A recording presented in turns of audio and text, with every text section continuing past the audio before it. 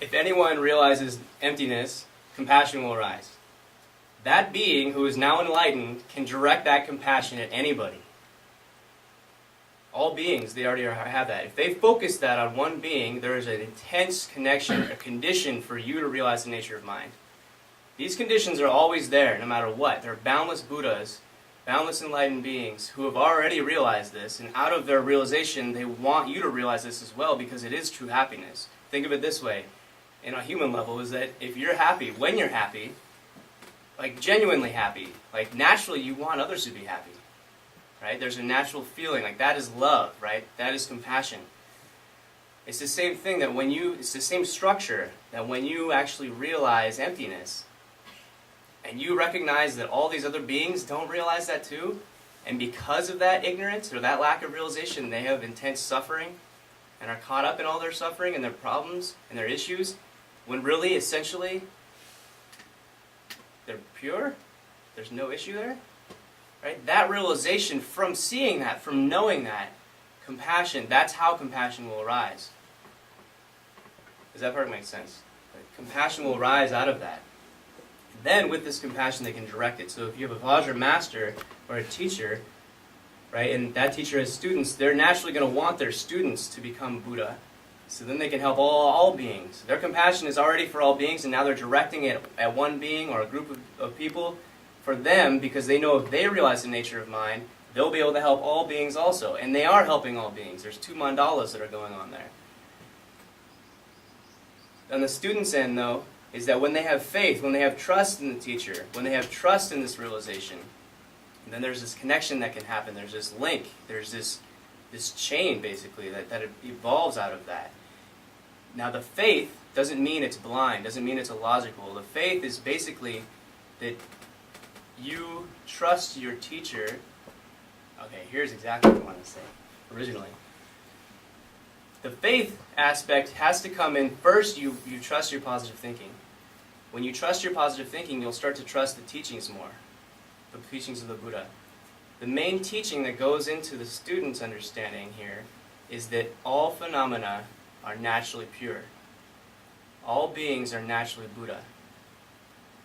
This is the main teaching that I feel that students need to understand when they practice Guru Yoga. If they don't understand this, I feel it's very difficult. If you understand that the Buddha taught that everything right now is already pure, everything right now, you already are Buddha, right? That's the teaching. You might not realize it right now, but you already are pure. You already are free, clear, luminous, right? You already are love. You already are true happiness. That quality is already there. Buddha nature. If you can recognize that, or just even understand that, even just suspend your disbelief and think that maybe that's possible.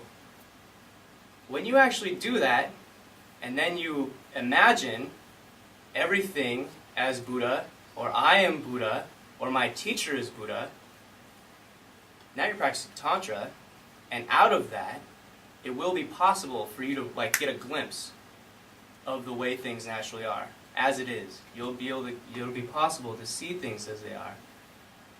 That to me is my main point. That is key on the student's end. That's how things work on the student's end of Guru Yoga. So if you can, even if the teacher isn't fully Buddha, right? Even if they're not a full Buddha, but you at least have enough faith in them that they've realized the nature of mind, that they've recognized the nature of mind, that they've attained enlightenment, that they've become an enlightened being, right? That's already view. You don't even need to talk about meditation within that. Just recognizing that.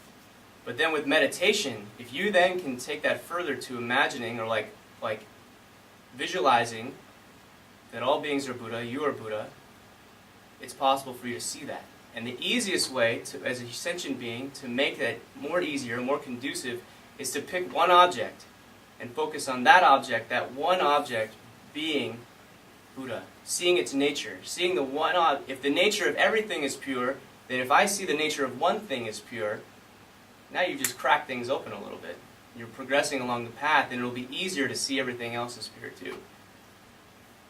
So with that structure, to me, that's how Guru Yoga works, is that if you can have faith in a teacher, that they've actually seen the nature of mind, it's been revealed to them, they've realized it, And then on top of that, right, that's your view, and then on top of that, within your meditation, you imagine or visualize them as Buddha, you see them as Buddha, all their acts as Buddha, all their speech as pure, right? Doesn't mean you do this blindly, but you have the understanding that the Buddha taught all things are naturally pure. Then it is possible in that moment for you to see that clearly, for you to realize that, for you to realize the teacher as Buddha. Does it mean that you're making something up, you're hallucinating? No. And the reason for this is how Tantra works. With Tantra, you're not making something into something else. You're not turning an elephant into a donkey, right? You're just simply seeing things as they are. And to do that, a very swift way is to match up your understanding of reality with what the Buddha said reality is. With what the Buddha said reality as it truly is. And when you can match those things together, realization is possible, to see it, recognition is possible. And on top of that, what makes Guru Yoga even more profound is that there's also this enlightened being that's directing his compassion at you, directly at you. So on your end, if you're practicing Tantra, if you're practicing Samaya, visualization, right?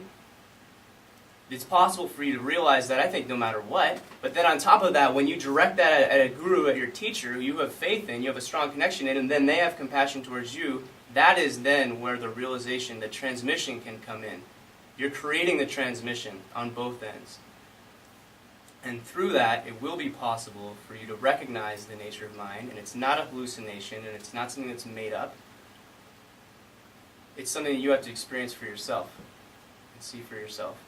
So I hope that clears up something of how Buddha Guru Yoga works, of what it is.